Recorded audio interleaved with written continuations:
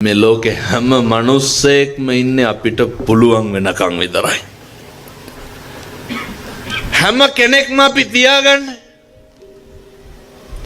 අපෙන් ප්‍රයෝජනයක් තියනකන් විතරයි. හැම කෙනෙක්ම අපි පාවිච්චි කරන්නේ මම මේ කියනවා පැහැදිලි ඇතිව යත්තන්ට.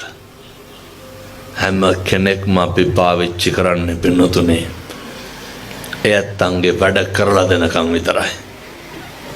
ඔය සේරම කරලා අන්තිමේට උනහම අර කිරි අරගෙන ඉවරුනහම හරකට මොකද කරන්නේ? ඒක මස් කඩේට දක්වනවනේ. ඒ වගේ තමයි අපිටත් වෙන්නේ. වැඩ අරගෙන ඉවරුනහම